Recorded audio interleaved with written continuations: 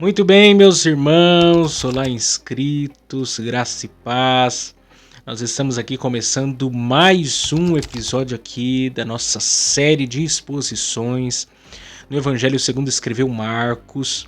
Eu estou muito grato a Deus por ter você aqui mais uma segunda-feira juntamente comigo para juntos nós meditarmos na Palavra de Deus aqui no canal Palavra Viva. Eu quero desde já pedir aí você que ainda não é inscrito aqui no nosso canal, já aproveite e se inscreva aqui no nosso canal, curta, comente, compartilhe para que mais pessoas possam ser alcançadas para a glória de Deus. Nossa meta aí é chegar aos 1000 inscritos pelo menos, para a gente começar aí a produzir conteúdo ainda mais relevante, alcançarmos ainda mais pessoas e o YouTube aqui liberar mais recursos aqui para nós pregarmos a palavra de Deus. Então se inscreva aqui no nosso canal, vocês fazendo isso nos ajudam bastante. E você também que não é inscrito lá no canal MQ Podcast, o link está aqui na descrição, nosso canal de podcasts. Nós temos lá semanalmente, eu juntamente com o presbítero Gediel, produzido conteúdo da nossa Escola Bíblica Dominical, né, das lições bíblicas da CPAD, jovens e adultos. Estamos falando sobre avivamento. E toda sexta-feira às 19h58 nós temos disponibilizado lá o conteúdo que é um bate-papo, né? É uma conversa, como uma pré-aula, mas não é uma pré-aula também. É um bate-papo dentro do conteúdo da revista e você pode ir lá também conferir lá. Toda semana nós temos colocado disponibilizado na sexta-feira. E aqui toda segunda-feira às 18h58, sem falta, nós estamos dando seguimento à nossa série de exposições do Evangelho segundo escreveu Marcos. Hoje nós vamos falar sobre a tentação de Jesus. A tentação de Jesus, né? Com base aí no Evangelho de Marcos, capítulo 1, versos 12 e 13. Então, sem perca de tempo, vamos rodar aí a nossa vinheta e nós voltamos já aí para aprofundarmos mais nesse tema. E você que ainda também não conferiu nenhuma das outras mensagens, está disponível aqui no canal, na nossa playlist lá da nossa série de exposição em Marcos. Você pode conferir todo o conteúdo que nós temos aí postado semanalmente. Então vamos rodar a vinheta e nós voltamos já já.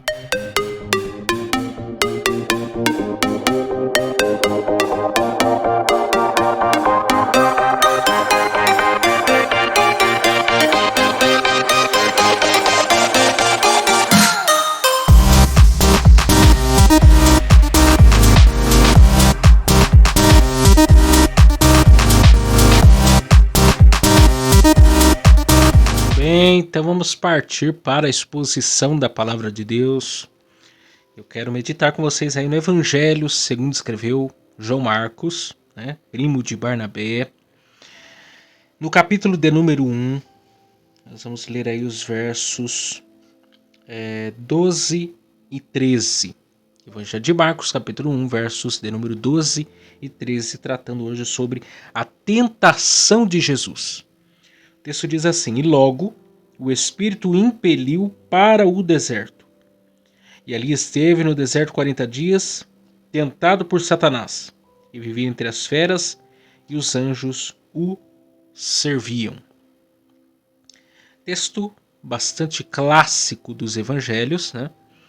O episódio em que narra a tentação de Jesus.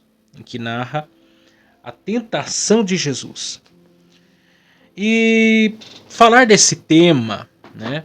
Esse que é um tema tão patente à realidade de nós, seres humanos, pós-queda. Porque a verdade é que nós, pós-queda, né, o homem pós-queda, ele está sujeito a pelo menos 3 tipos de adversários. São eles a carne, o mundo e o diabo. Como também estão sujeitos aí também a 2 tipos de tentações. As tentações da carne e as tentações de Satanás. E a nossa própria natureza, ela já é inclinada. A nossa própria natureza já é inclinada à vontade da carne. Porém, Satanás, que é nosso inimigo número 1, ele lança aí seus dardos inflamados para querer atingir a nossa vida e atrapalhar a nossa vida diante de Deus. Então, a carne é esse tentador interno e Satanás, então, esse tentador externo. De modo que, quanto às tentações carnais, a Bíblia ainda recomenda que nós venhamos fugir, né? Mas quanto às tentações relacionadas a Satanás, a Bíblia diz que nós devemos resistir. O que é curioso sobre isso é que muitos fazem o contrário daquilo que a Bíblia recomenda. Muitos tentam resistir à carne e acabam caindo. E outros fogem de Satanás ao invés de resisti-lo. E acabamos invertendo aquilo que a palavra de Deus nos ensina. E as armas para, por exemplo, vencermos as tentações da carne é encher-nos do Espírito Santo. É buscarmos mais de ser cheios do Espírito Santo. E para vencer as tentações relacionadas a Satanás é revestir-nos das armaduras espirituais que Paulo elenca lá em Efésios capítulo de número 6. Só que antes aí de nós observarmos o texto em tela, a qual nós vamos aqui fazer uma exposição, nós precisamos recapitular um pouco, por exemplo, a respeito da tentação de Adão no Éden e de Jesus no deserto, né? E observar aí algumas questões. Por exemplo, no primeiro cenário, Adão e Eva foram aí tentados o quê? Num jardim e caíram. Jesus, por outro lado, né, foi tentado num deserto e prevaleceu. Ou seja, Adão e Eva foram tentados num jardim e caíram, e com eles fizeram que toda a humanidade fossem para um deserto. Jesus, por outro lado, foi tentado num deserto e prevaleceu, e com ele levou toda a humanidade daqueles que creem para um jardim. E a partir disso nós temos o quê? Semelhanças e diferenças com relação à tentação de Jesus e de Adão e Eva. Por exemplo, nem Jesus e nem Adão, eles, quando foram tentados, possuíam natureza pecaminosa inclinada à carne. Tanto Adão quanto Eva, como Jesus, não possuíam qualquer inclinação carnal. Eram perfeitamente santos. O pecado não estava em sua natureza. Eles eram plenamente santos. E ambos, então, foram assediados por uma tentação externa, por conta de Satanás. Ou seja, não foi uma inclinação de dentro para fora, mas de fora para dentro. Foi algo sugestionado exteriormente por Satanás. A diferença é que Adão e Eva deram ouvidos à voz de Satanás e caíram. E Jesus, em contraste, ele não dá ouvido àquilo que Satanás diz e prevalece e vence. Então, nós temos aí essas diferenças e temos essas semelhanças quanto à tentação de Jesus. E esse texto aqui, que compõe aqui a última parte do prólogo de João Marcos, Jesus, nesse relato aqui, no começo biográfico do relato de João Marcos, ele já havia nos apresentado o que era o Evangelho de Jesus, já havia nos falado sobre João Batista, que era o precursor do ministério de Jesus, já havia nos falado sobre o batismo de Jesus, que se deu a inauguração do seu ministério, e agora ele nos apresenta a tentação de Jesus e o seu triunfo sobre a tentação e o tentador. E 5 pontos, 5 pontos podem e devem ser destacados aqui sobre a tentação de Jesus. E é o que nós iremos fazer nessa oportunidade. Primeiro ponto, nós vemos a ação do Espírito Santo.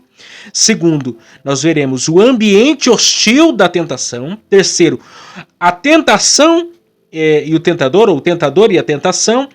Quarto, a obediência de Cristo. E quinto, a providência divina. Então vamos nos aprofundar aqui, vamos meditar aqui sobre esse assunto. Primeiro ponto aí que nós podemos destacar sobre esse texto é a ação do Espírito Santo.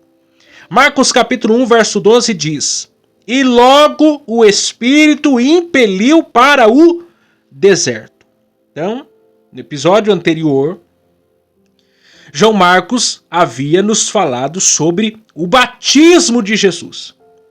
E havia nos falado do Espírito Santo, ali manifestado como uma pomba, representando, inclusive, a santidade de Jesus. Mostrando a santidade de Jesus.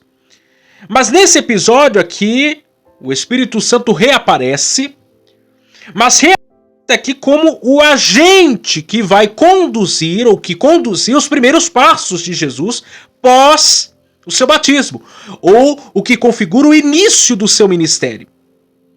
E a iniciativa do Espírito Santo, a ação do Espírito Santo aqui foi o quê? De levar Jesus para onde?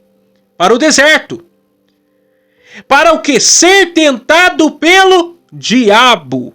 Então veja bem, a iniciativa não foi de Jesus ir desafiar a Satanás, e nem foi de Satanás ir desafiar a Jesus. Aqui é uma ação sobrenatural do Espírito Santo em conduzir Jesus para o campo de batalha. De levar Jesus para o deserto a fim de que ele fosse tentado pelo diabo. Ou seja, provado e aprovado. E veja bem, então o Espírito Santo aqui que ungiu Jesus, ele não foi usado aqui para tornar a vida de Jesus fácil. Não. O Espírito Santo aqui estava levando Jesus o quê? Para ser tentado pelo diabo. E para provar que ele estava pronto para iniciar o seu ministério. Para que ele pudesse triunfar naquele deserto. Despojando a Satanás. Vencendo a Satanás e as suas astutas ciladas, as suas artimanhas. Ou seja, nós vemos aqui que Jesus, em momento algum, embora fosse 100% Deus, foi isento das tentações da vida humana. Hebreus ainda, capítulo 4, verso 15, diz que em tudo ele foi o que? Tentado, mas sem pecado. Ou seja, Jesus, ele não foi isento de nenhuma experiência humana, incluindo ser tentado por Satanás. Porque às vezes a gente pensa que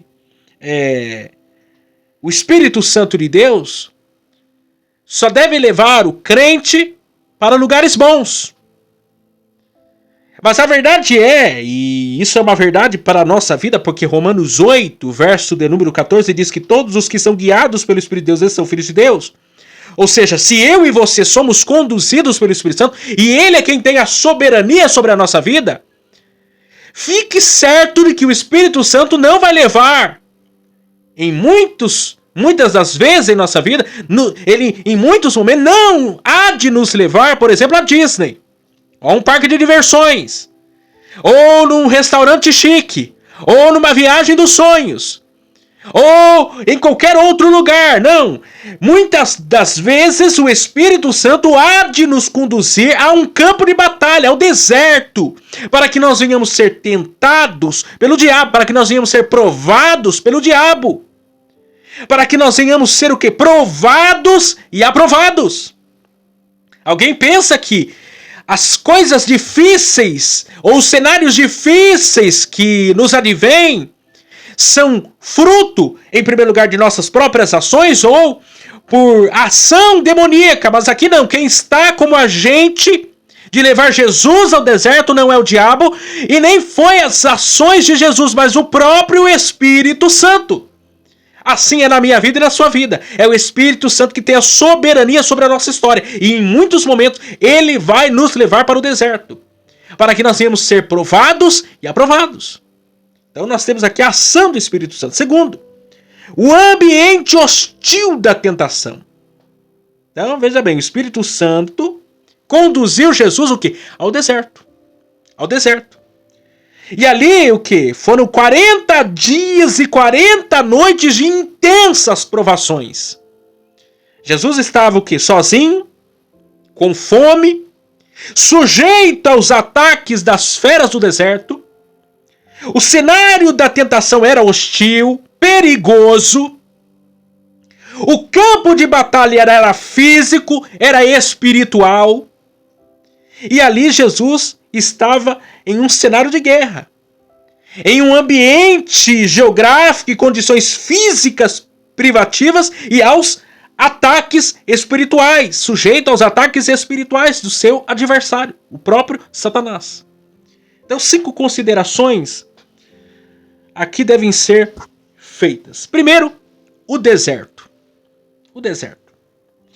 O deserto nas Escrituras sempre é visto como cenário de provação.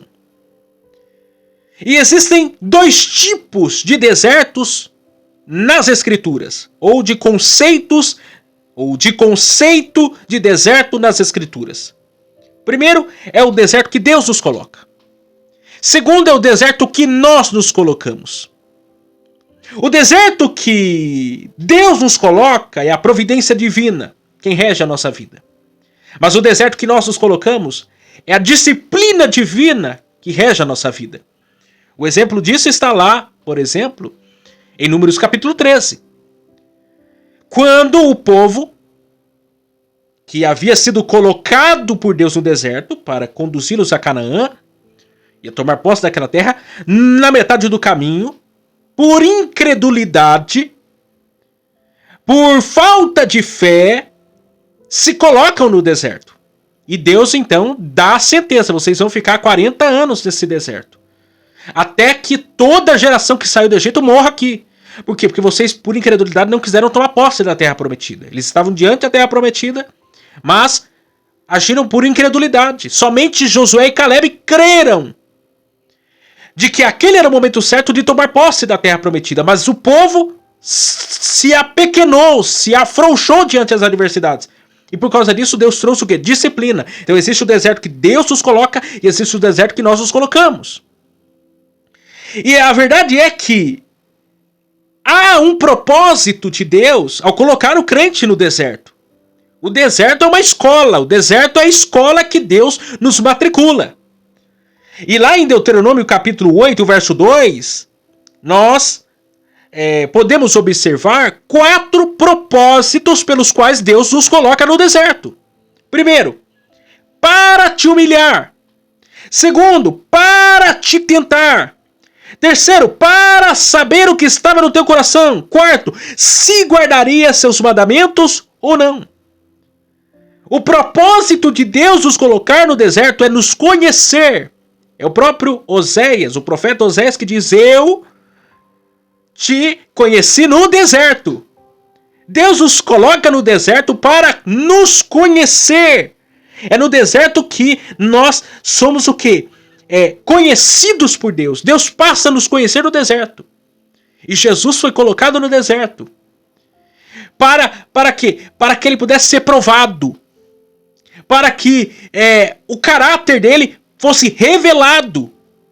Jesus precisava passar pelo deserto, esse período de provação, para que o nome do Senhor fosse glorificado.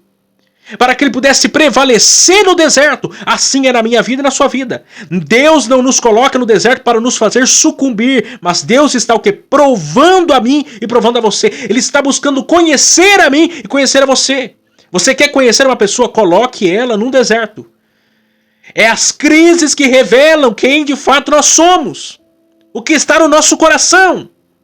Segundo, 40 dias e 40 noites. E aqui o número 40 é identificado na Bíblia Sagrada como o número da aprovação. Por exemplo, foram 40 dias o dilúvio, o jejum de Moisés no Sinai, a peregrinação de Israel pelo deserto, a caminhada de Elias até o Horebe, a tentação de Jesus. O número 40 é o número da aprovação. É o número da aprovação. Jesus, ele foi tentado todos os 40 dias. Eu gosto, por exemplo, do texto lá de Mateus e de Lucas. Ambos o capítulo 4. Um diz: depois de 40 dias, Jesus foi tentado pelo diabo. Depois Lucas diz: durante 40 dias ele foi tentado pelo diabo. Quem que estava certo? Os dois. A questão é uma questão apenas de perspectiva. Mas o fato é que todo dia Jesus foi o que? Tentado pelo diabo. Os 40 dias foram 40 dias o que? De provação. Ou seja, com o decorrer dos dias, o estado físico, emocional de Jesus o que? Se debilitava.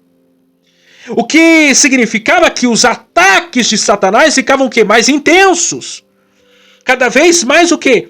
Difíceis, conforme o físico de Jesus, conforme o psicológico de Jesus ia ficando mais vulnerável no decorrer dos dias, mais a tentação que ficava intensa, ficava difícil, ficava pesada, mas em detrimento a tudo isso o que? Jesus o que? Prevaleceu.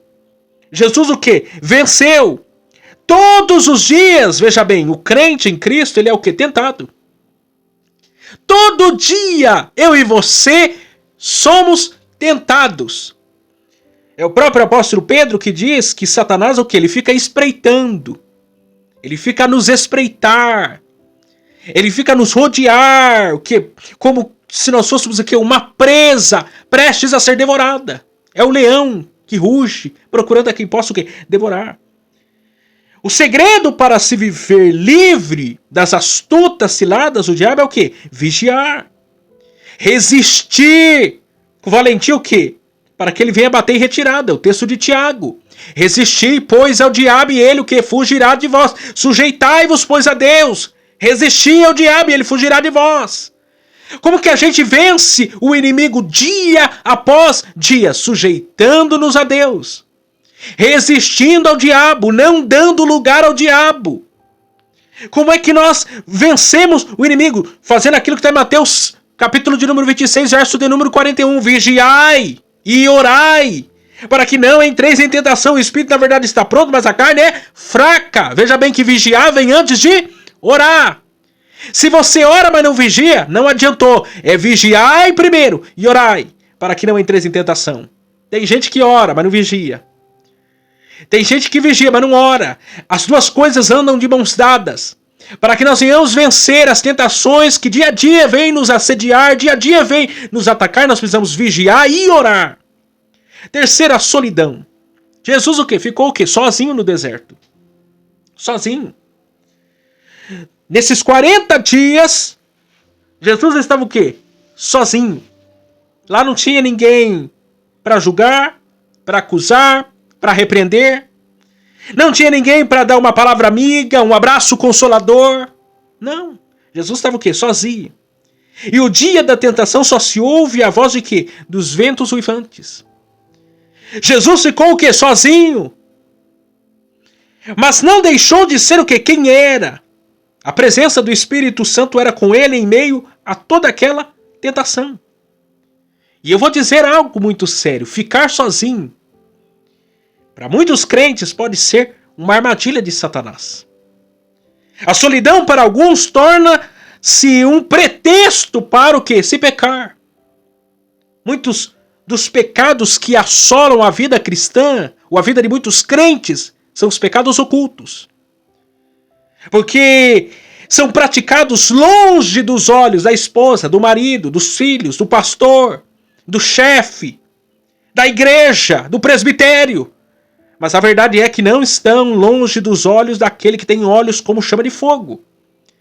Não acontecem longe dos olhos dos nossos principais inimigos espirituais, Satanás e seus anjos, que estão ao derredor procurando a quem possa tragar. Quando nós achamos que estamos sozinhos, na verdade não estamos. O inimigo, ele não vai me atacar e ele não vai te atacar na hora que você se vê forte. Ele vai atacar a mim e a você na hora que a gente está o quê? Vulnerável. Ele sabe onde é o meu ponto fraco. Ele sabe onde é o seu ponto fraco. E ele vai investir aonde? Na onde você vai o quê? Facilmente o quê? Ceder. E ficar sozinho para alguns é um momento de tentação.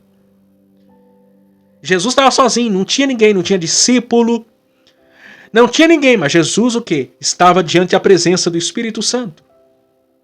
Estava sendo consolado e revestido pela autoridade do Espírito Santo. E eu vou dizer mais, em momentos de tentação, você estará sozinho. Mas se você não tiver consciência plena que o Espírito Santo de Deus estará lá junto com você na hora da tentação, você vai dar lugar ao diabo. Achando que está sozinho, que você não tem que prestar conta a ninguém, que está tudo certo. Não caia na tentação do inimigo. Não caia na artimanha de Satanás. Quarto, a fome. Jesus estava o quê? Passando por provações geográficas, temporais, sociais e agora físicas. Quando se fica sem uma refeição, o nosso corpo ele já reage o quê? Negativamente. Agora imagina 40 dias e 40 noites sem alimento. Jesus ele estava o quê? Sendo levado às últimas consequências, físico e emocionalmente. Mas ainda assim, ele não deixou de dominar o seu... Não deixou por ser dominado pelo seu instinto animal. Jesus não perdeu a razão. Jesus não perdeu as suas faculdades mentais. Jesus não agiu como um animal selvagem por causa disso. Não, ele continuou agindo em suas plenas faculdades mentais. Tendo domínio próprio. Porque é curioso isso, porque o nosso corpo, quando a falta de alimento, é como se ele estivesse sendo o quê? Torturado. E não é apenas uma tortura física, é emocional, psicológica. No caso aqui de Jesus, ainda é espiritual. E o nosso corpo, ele o quê? Ele busca o quê? Satisfação pessoal. Ele busca refrigério, ele quer ser... A carne quer ser alimentada, saciada. Então alguém vai dizer que na hora da tentação aqui de Jesus, era o momento mais vulnerável de sua natureza. Ele estava levado à exaustão. Na primeira tentação ele cederia. E qual que foi inclusive a primeira tentação de Satanás para com Jesus? Transforma essas pedras em pães. Concupiscência da carne. Isto é, satisfação temporal.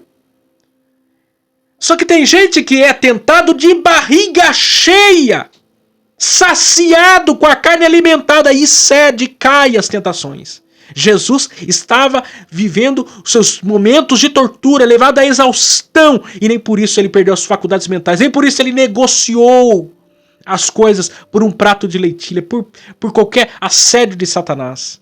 E quanta gente tem caído de barriga cheia, nem tem sido levado à exaustão e está caindo.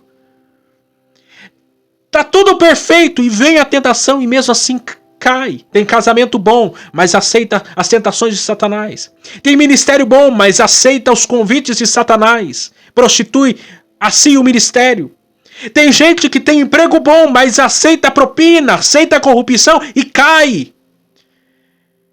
Por quê? Porque está cedendo às tentações de barriga cheia. Caráter é uma coisa que você tem ou você não tem. Ou você é ou você não é. E tem gente que na hora da provação, da tentação, cede. E revela o quê? Aquilo que está no mais profundo do seu coração. Ainda o apóstolo Pedro no capítulo de número... na sua segunda carta, no capítulo 2, verso 19, diz: porque de quem alguém é vencido, do tal torna-se servo. Os vícios... Se você se torna vencido pela bebida, é escravo da bebida. Se é vencido pela prostituição, escravo da prostituição. Se é vencido pelo dinheiro, escravo do dinheiro. Se é vencido pelo poder, pela fama, é escravo disso. Tem gente cedendo às tentações, às astutas ciladas do diabo. Quinto, as feras. O deserto que Jesus estava havia hienas, lobos, serpentes, chacais, panteras e leões. Jesus ele foi tentado nas 5 áreas vitais da sobrevivência humana: a geografia, o tempo, o social, o físico e a segurança. O deserto era perigoso. Jesus ele foi colocado o quê?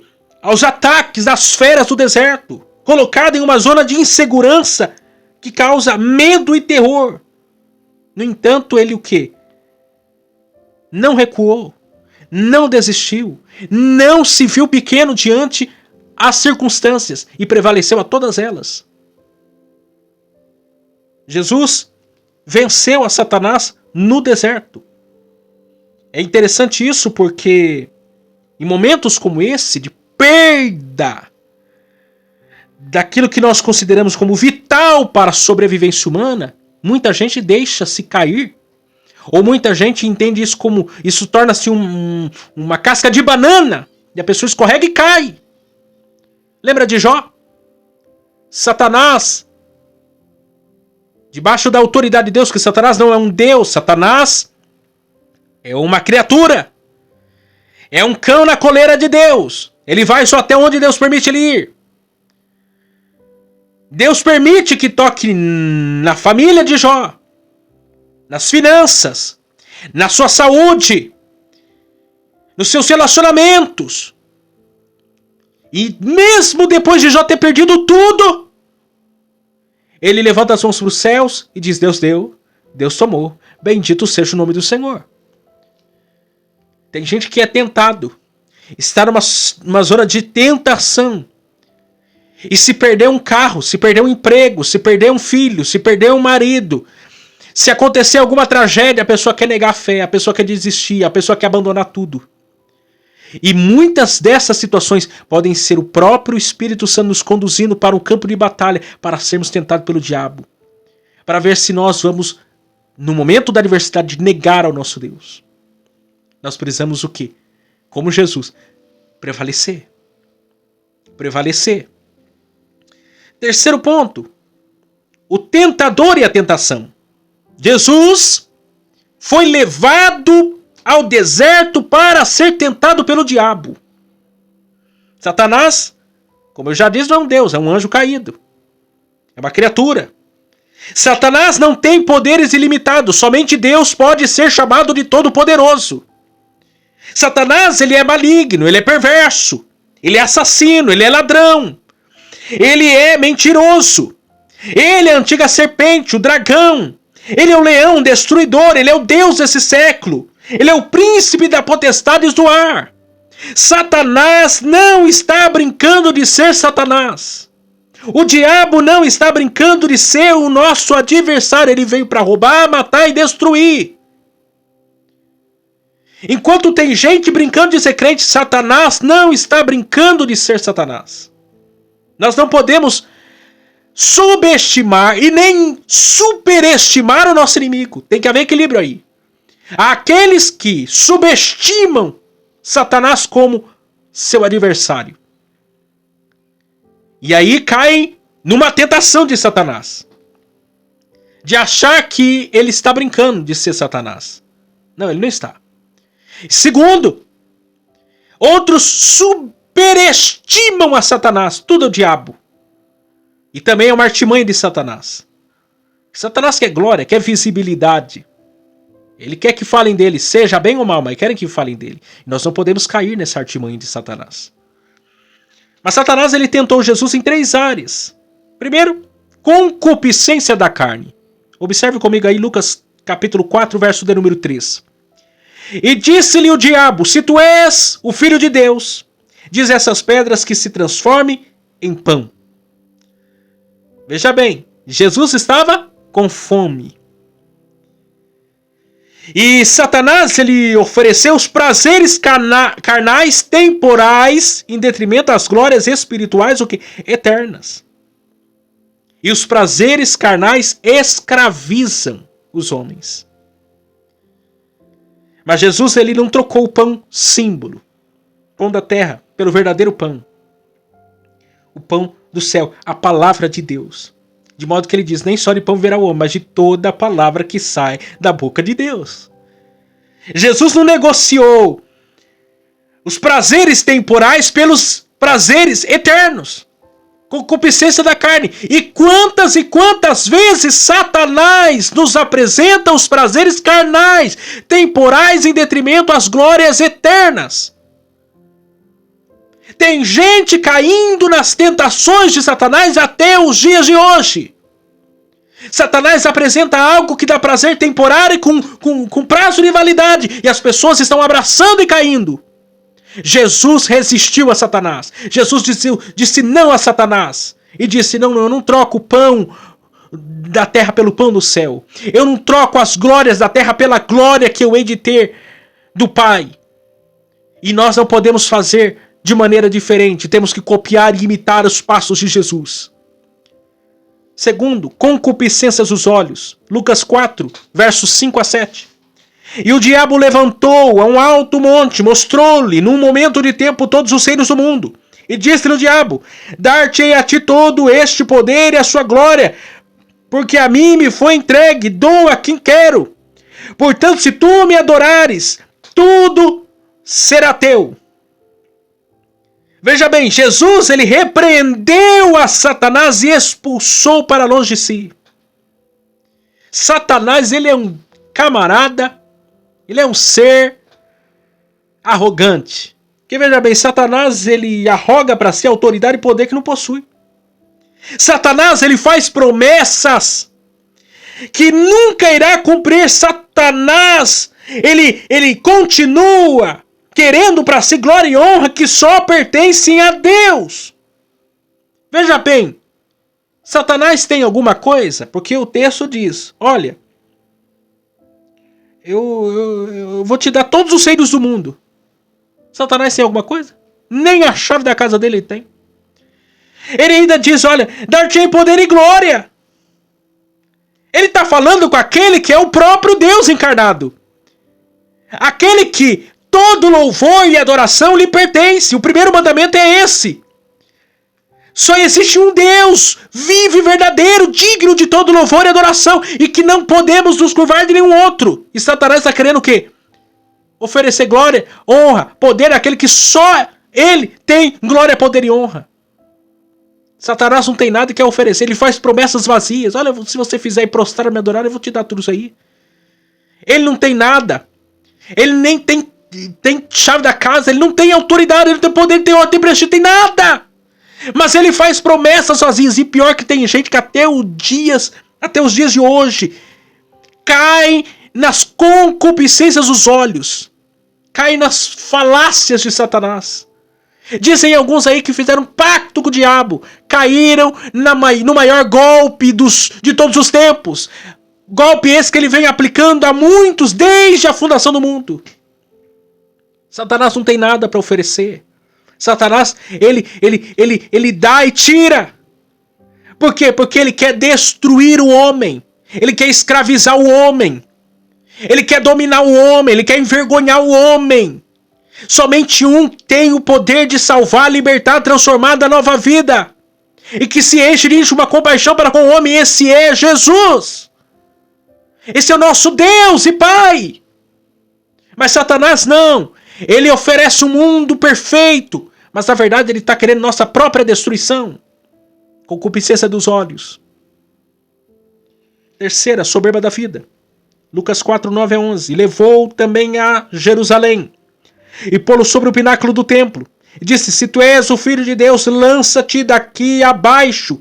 Porque está escrito, mandarás teus anjos acerca de ti, que te guardem e que te sustenham nas mãos, para que nunca tropeces com teu pé em alguma pedra. Satanás tentou Jesus pela última vez. E apelou para a mais sensível do verbo encarnado, a sua divindade. Satanás, ele queria o quê? Levar a Jesus a cometer o quê? O pecado o quê? Da soberba, da vanglória, do orgulho espiritual. Você não é Deus? Você não é filho de Deus? Então, seguinte, você lança-te daqui para baixo, os anjos vão vir, você vai dar ordem, você vai sair vitorioso. Soberba da vida. Soberba da vida. E Jesus, de maneira nenhuma, fez isso. Quando ele diz, não tentarás o Senhor teu Deus. Não tentarás o Senhor teu Deus. Jesus em momento algum se deixou vencer, se deixou capturar pelas astutas ciladas do diabo, pelos convites de Satanás, pelas palavras de Satanás. Jesus venceu, mas tem gente que cai nas astutas ciladas de Satanás, nas conversas de Satanás, nas promessas de Satanás. Apresenta-lhes um mundo perfeito, fala assim, você não é crente? Você não é o bonzão? Então vai, faz isso, faz aquilo outro. Deus vai proteger você, Deus vai guardar você. E muitos são levados pelas tentações de Satanás e caem. Quarto ponto, a obediência de Cristo.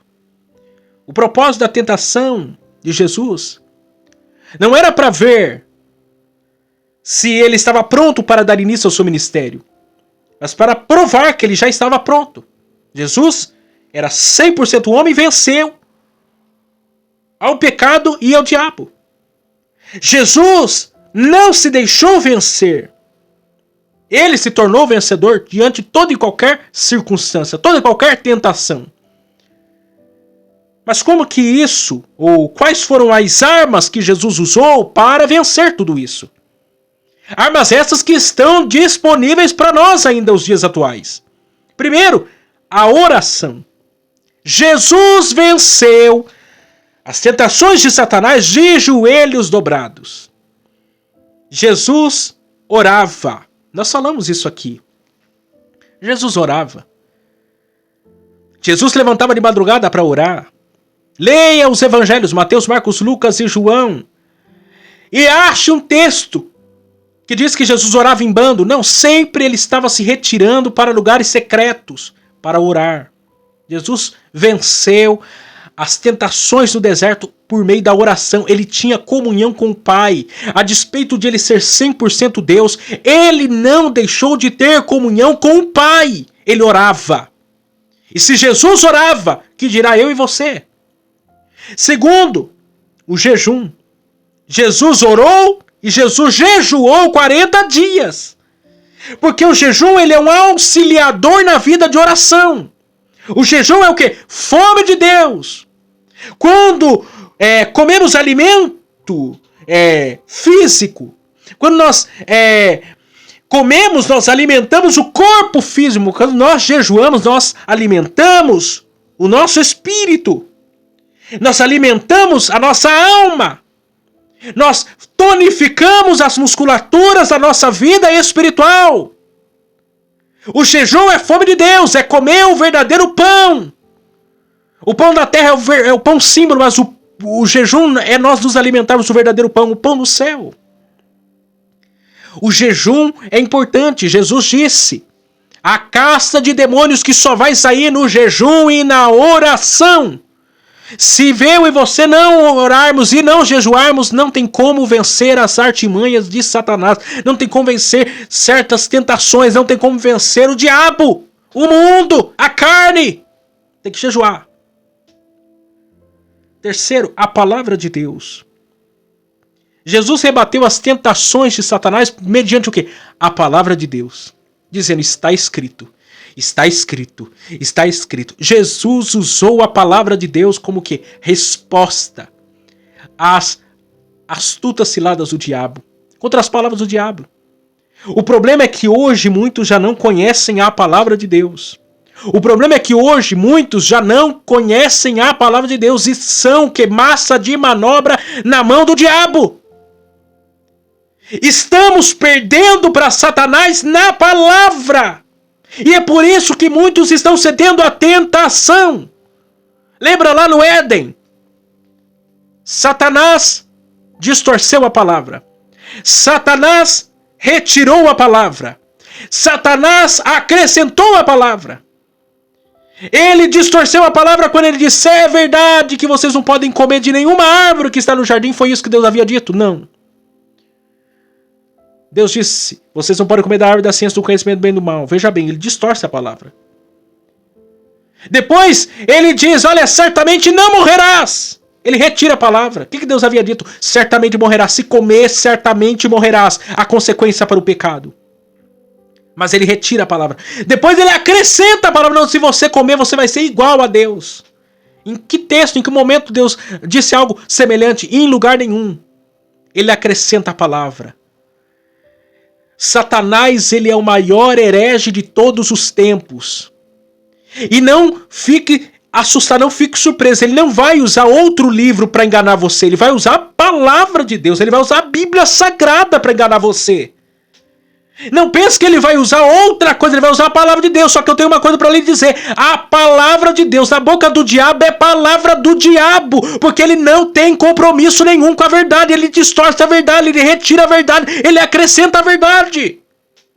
Ele é enganador, ele é mentiroso desde o princípio. Não vamos cair à tentação de Satanás. E como que nós vamos vencer? Mediante ao conhecimento verdadeiro da palavra de Deus. A gente tem que fazer como Deus disse a Josué: medita na minha lei de dia e de noite. Que é somente através da palavra de Deus que nós vamos vencer as artimanhas, as tentações, os convites, as promessas de Satanás. Quinto, a providência divina. Depois de 40 dias de provação, Jesus foi servido pelos anjos. Deus preparou uma mesa no deserto para o seu filho. Jesus foi provado. Jesus foi aprovado. A providência divina veio como resposta à vitória de Jesus contra a carne, o mundo e o diabo. Jesus resistiu ao diabo e ele bateu em retirada. Bendito e glorificado seja o nome do Senhor. Assim é na nossa vida. Se nós resistirmos ao diabo, ele fugirá de nós. Ele vai bater em retirada. Mas é como? Nós sendo o quê? Tentado para ser provado e para ser aprovado. E Deus é um Deus de honra, Deus é um Deus de providência. O texto de Coríntios diz que Deus não nos dá uma tentação senão humana. E não dá também uma tentação maior do que a nossa capacidade. E mais, ele é o mesmo Deus que abre uma porta de escape no meio da provação, da tentação. Então fiquemos confiantes e certos que seja qual for a tentação que nós estivermos enfrentando, o nosso Deus já tem uma saída para nós.